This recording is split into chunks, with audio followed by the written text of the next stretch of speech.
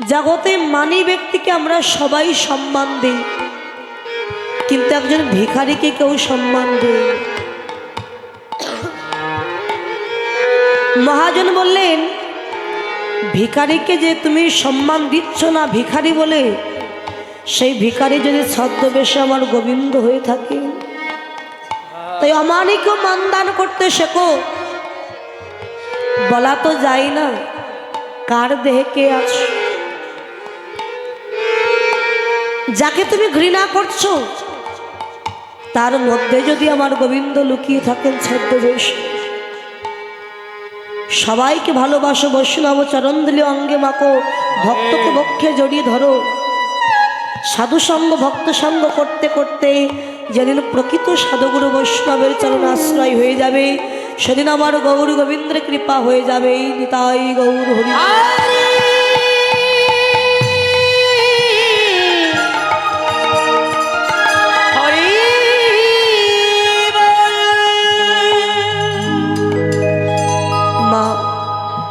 বৃন্দাবনের ভোলি গোয়ালিনী ভক্তি দিয়ে কেমন করে ভগবানকে পেয়েছিল দেখুন। গোয়ালিনী ভোলি দুধের ব্যবসা করত, আমরা যাকে ঘোষ বলি। দুধের ব্যবসা করত গোয়ালিনী ভোলি। তো তার মনে একটু স্বাদ জাগে মদন গোপালকে সেবা দেবে। মনে স্বাদ থাকলেও যে সাধ্য নাই মা, তাই গ্রাম থেকে একটা কলসিতে করে দুধ তুলে নিয়ে আসে। সেটা বাজারে বিক্রি করবার আগে এক গ্লাস করে দুধ মদন গোপালের মন্দিরে দিয়ে আসেন পুরোহিতের কাছে। আজকে যখন নগর থেকে দুধ আনতে গেছে, আজকে আর দুধ বেশি উঠল না, কম হয়েছে। তা চিন্তা করলো বাজারে বিক্রি করবার আগে তো মদন গোপালকে এক গ্লাস দিতে হবে। তো গোয়ালিনী ভোলি কলসিটা নিয়ে একটু যমুনায় গেছে। দুধ কম হয়েছে বলে একটু জল মেশাতে গেছে। যমুনায় তো অনেক মাছ খেলা করে বেড়ায়। যেই জল মেশাতে গেছে ভুলক্রমে একটা মাছ কখনোই কলসির ভিতরে ঢুকে গেছে। ভোলি কিন্তু জানে না বাবা। সে কলসিটা কাকে নিয়ে মন্দিরে গেছে। মন্দিরে গিয়ে পুরোহিতকে ডেকে বলে, পুরোহিত মশাই গ্লাসটা দিয়েছে গ্লাসটা, কিন্তু সে তো জানে না জল মেশাতে গিয়ে একটা মাছ ঢুকে গেছে। যেই দুধ ঢেলে দিয়েছে অমনি মাছটা ওই গ্লাসের ভিতরে পড়েছে। ওমা, নিরামিষ পাত্রে মাছ উঠেছে, কেমন রাগ হবে বলুন। ক্রোধান্বিত হয়েছে। পুরোহিত ডাক দিয়ে যায়, ভোলি অস্পৃশ্যা, এত বড় অসভ্য তুই! আমার মদন গোপালকে তুই দুধের সাথে মাছ মিশে খাওয়াতে এসেছিস। বেরিয়ে যা, দূর হয়ে যা বলছি। আর কোনোদিন যেন এই মন্দিরে তুই আসবি না, কোনোদিন তোকে যেন না দেখি আমরা। বেরিয়ে যা বলছি। দূর দূর করে তাড়িয়ে দিচ্ছি। ভোলি কেঁদে বলে, মদন গোপাল বিশ্বাস করো আমি তোমাকে মাছ দেইনি। একবার বিশ্বাস করো মদন গোপাল। যখন দূর দূর করে তাড়িয়ে দিয়েছে, মনের কষ্টে দুঃখে আজ আর বাজারে দুধ বিক্রি করতে গেল না। কলসিটা কাকে নিয়ে ঘরে ফিরে এসেছে। কলসিটাকে রেখে দিই ভোলি ধুলায় গড়াগড়ি দিয়ে কাঁদছে, মদন গোপাল তোমার সেবার অপরাধী হয়ে গেলাম, আর আমি তোমায় কিছু সেবা দিতে পারবো না, আর ওই মন্দিরে আমি যেতে পারবো না, আমি আর এই প্রাণ রাখবো না মদন গোপাল। তোমার সেবা যখন হবে না, এই প্রাণ রেখে কি লাভ? চৈতন্য চরিতামৃতে বললি, জীবনাং কৃষ্ণ ভক্তস্য বরং পঞ্চদিনানি চ নতু কল্প সহস্রাণি ভক্তিহীনঞ্চ কেশবে। কৃষ্ণ ভক্ত হয়ে যদি কেউ 5 দিন বেঁচে থাকে তার জীবনও জন্মধন্য হয়ে যায়। আর কৃষ্ণ অভক্ত হয়ে যদি কেউ 1000 দিনও বেঁচে থাকে তার বাঁচার চাইতে মৃত্যু অনেক ভালো। ধুলাই গড়াগড়ি দিয়ে কাজ, সারা দিন রাত ওই ভোলি অনাহারে অনিদ্রায় ধুলাই গড়াগড়ি দিয়ে শুধু কাঁদছে মদন গোপাল মদন গোপাল। কিন্তু ডাক যদি শুদ্ধ হয়, ভক্তের যদি ভক্তি মিশ্রিত ডাক যদি হয়, মদন গোপালকে আর থাকতে পারে? বলি যখন কাঁদছে এমন সময় রাত্রেবেলা মদন গোপাল বৈষ্ণবের রূপ ধরে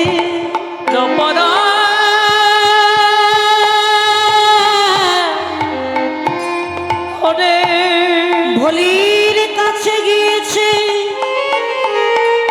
ওরে ভলি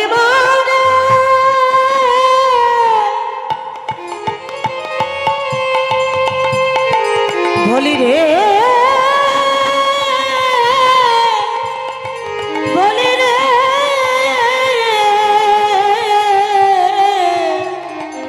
ওরে ভলি রে ওরে ভলি ভলি রে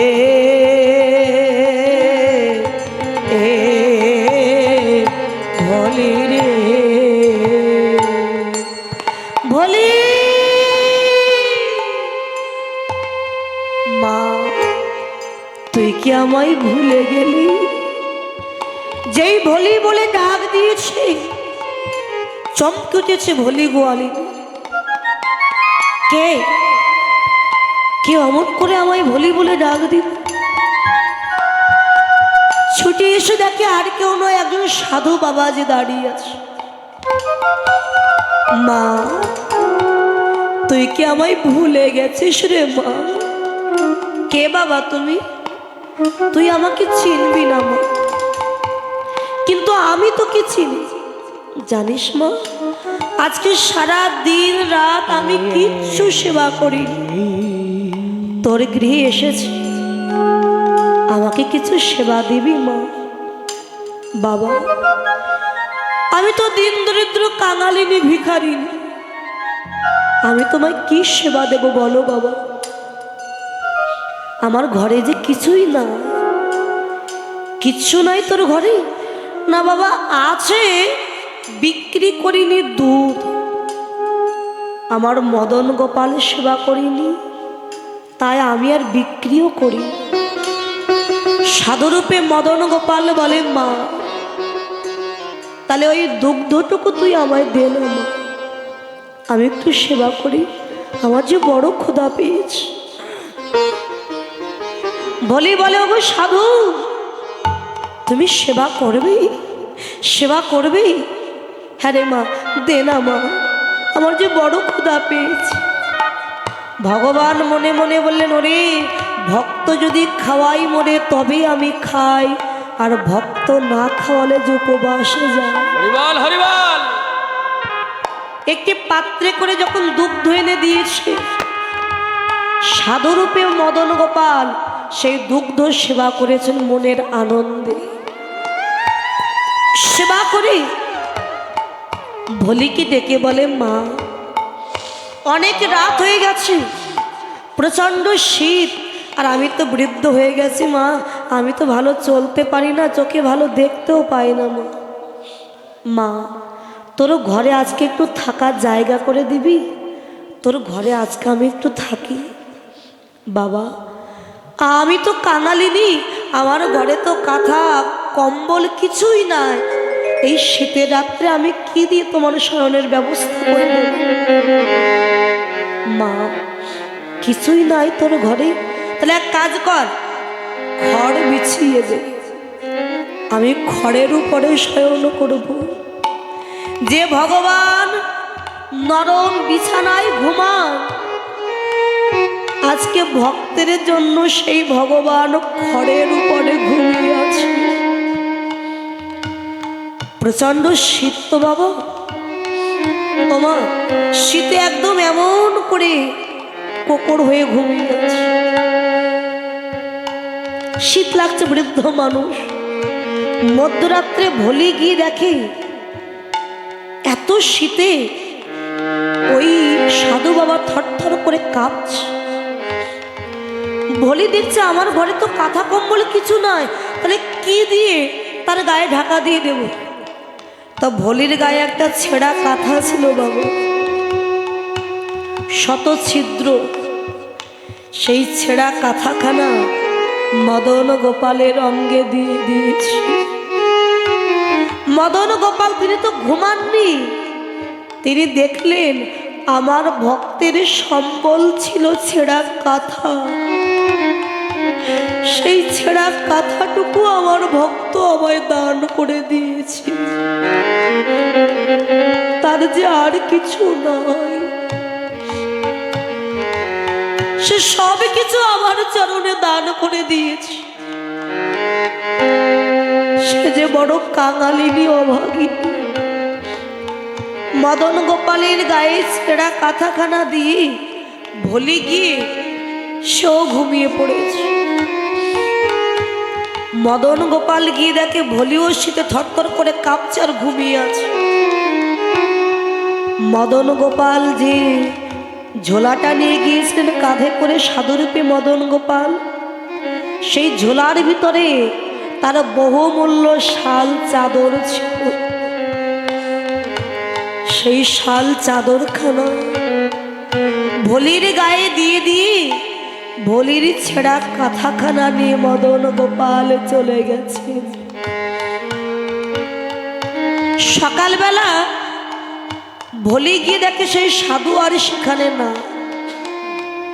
সকাল হয়ে গেল, সাধু বাবা কখন চলে গেল? গেল তো গেল, আমার ছেঁড়া কাঁথাখানাও নিয়ে চলে গেল। আমার এই ছেঁড়া কাঁথাখানা ছাড়া তো কিছুই ছিল না আমার, সেটাও নিয়ে চলে গেল। তবে আমি ঘুমালাম কি করে? বেশ আরামে ছিলাম, বেশ গরম লেগেছিল, শীত লাগেনি। অঙ্গের দিকে তাকিয়ে দেখে বহুমূল্য একটা শাল চাদর। এ চাদর এলো কোথা থেকে? যে আমি দেখেছি এই চাদর আমার মদন গোপালের অঙ্গে থাকে, ওই মন্দিরে আমি দেখেছি। চাদরখানা হাতে নিয়ে ছুটে ছুটে মদন গোপালের মন্দিরে গেছে। পুরোহিত মশাই, ও পুরোহিত মশাই! পুরোহিত ভোলির হাতে ওই শাল চাদরটা দেখে আরো রেগে গেল। এই ভোলি, কালকে দুধের সাথে মাছ মিশিয়ে ভগবানকে সেবা দিতে এসেছিলি, পারলি না বলে সেই রাগে মদন গোপালের শাল চাদরটা চুরি করে নিয়েছিস তুই। দাঁড়া, তোর গর্দান নিয়ে নেবো আজ আমি। বলি বলে না গো, আমি চুরি করিনি, বিশ্বাস করো, আমি চোর নই, আমি চুরি করিনি। গতকালকে রাত্রে এক সাধু বাবা গিয়েছিল, আমার গৃহে সেবা করলো, আমার গৃহে শয়ন করলো। আমি ছেঁড়া কাঁথাখানা তার অঙ্গে দিয়ে দিলাম, আর পরবর্তীতে দেখি এ দামি শাল চাদর আমার গায়ে। মিথ্যা কথা বলার তুই আর জায়গা পেলি না? চাদর চুরি করে নিয়ে মিথ্যে গল্প বলছিস। ভোলিকে সবাই ধরে রেখেছে, তাকে সাজা দেবে। একজন বৈষ্ণব বলে, পুরোহিত মশাই, আরে মন্দিরের দুয়ারটা খুলে দেখো মদন গোপালের শাল তার আছে কিনা। সবাই তো ভোলিকে ধরে রেখেছে, আর পুরোহিত ধীরে ধীরে মন্দিরে গিয়ে যেই না মন্দিরের দুয়ারটি খুলে দিল, দেখতে পেল ওই ভোলির ছেঁড়া কাঁথাখানা অঙ্গে দিয়ে আমার মদন গোপাল দাঁড়িয়ে আছে ওই মন্দিরের মধ্যে।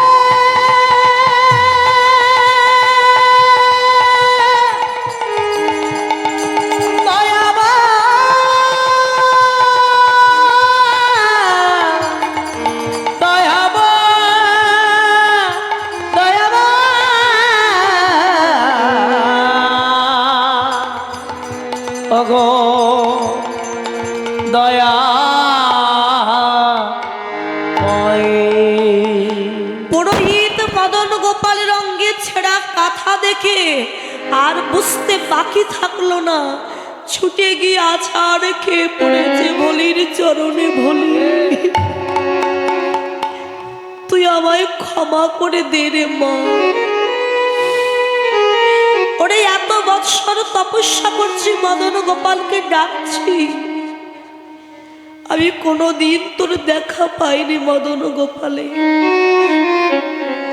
আর তুই ভক্তি দিয়ে আমার মদন গোপালকে বেঁধে ফেললি তোর কাছে। আমার ভাগ্যে তো হলো না মা, তোর ভাগ্যে হলো মদন গোপালের সেবা। মারে, শুনেছি সাধুগুরু বৈষ্ণব ভক্তের সঙ্গ করলে জনম নাকি ধন্য হয়। তুই তো পরম ভক্ত যে আমার মদন গোপালের সেবা দিয়েছি, কেন আর দূরে দাঁড়ায় আছি ভক্ত রে? একবারে আয় ভক্ত,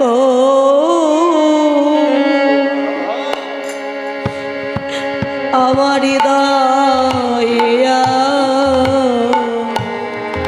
একবার আয় ভক্ত,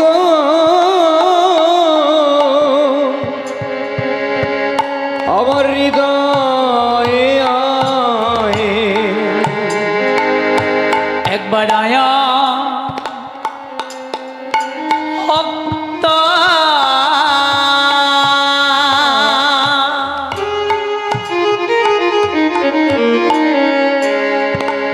আমার হৃদয়ে।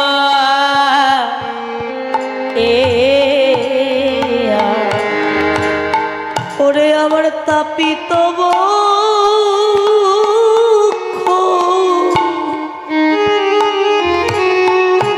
আমি শীতল করি, একবারে আয় ভক্ত, আমার হৃদয়ে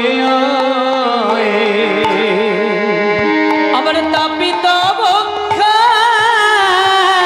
আমি তাই গৌর হরি বল হরি তাপিত বক্ষ আমি শীতল করি, একবার আয়া ভক্ত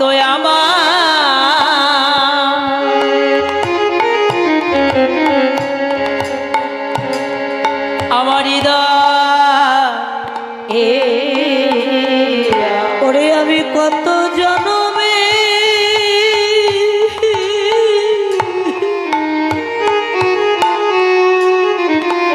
আমি অপরাধী,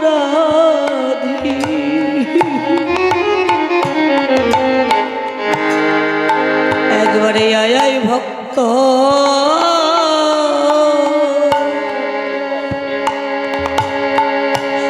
আমার হৃদয়ে আমি কত জনমে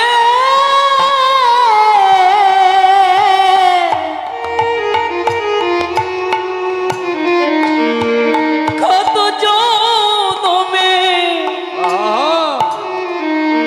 আমি অপরাধী, একবার আয়া ভক্ত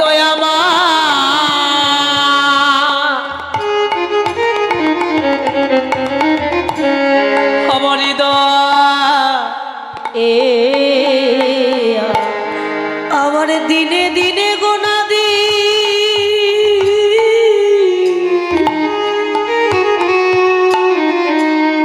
আমার দিনে দিনে গোনা দি ওড়ায়ে গেল,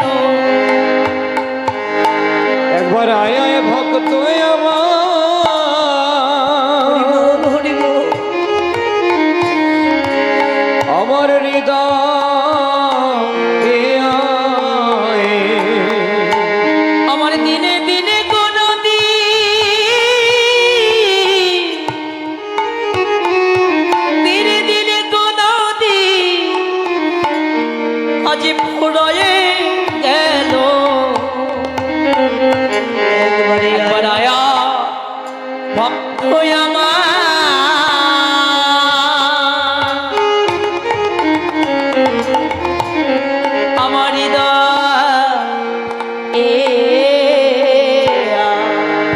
পুরোহিত কেঁদে কেঁদে বলে ওরে ভোলি মারে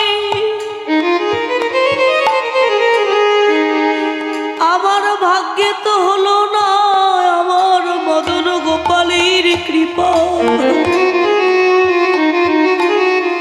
তাই কিঞ্চিত প্রেম ভক্তি আমায় তুই দান করে দে, আমিও যেন আমার মদন গোপালের কৃপা পাই। ভোলি ছুটে গিয়ে আমার মদন গোপালের চরণে আছাড় খেয়ে পড়েছে। মদন গোপাল সেই যখন দেখা দিলে নিজের স্বরূপ না ধারণ করে ছদ্মবেশে সাধু বেশে তুমি আমার গৃহে গেলে প্রভু, আমি অজ্ঞান মূর্খ জ্ঞানন্ধ, আমি তো তোমায় চিনতে পারিনি প্রভু, তাই আমায় আশীর্বাদ করো মদন গোপাল। এমনি ভাবে আমি যেন কৃষ্ণ বলে কাঁদিতে পারি, সাধুগুরু বৈষ্ণবের বাজারে যেতে পারি, বৈষ্ণবের বাজারে গিয়ে বৈষ্ণবের চরণ দুটি হৃদয়ে জড়িয়ে ধরে যেন কাঁদতে পারে।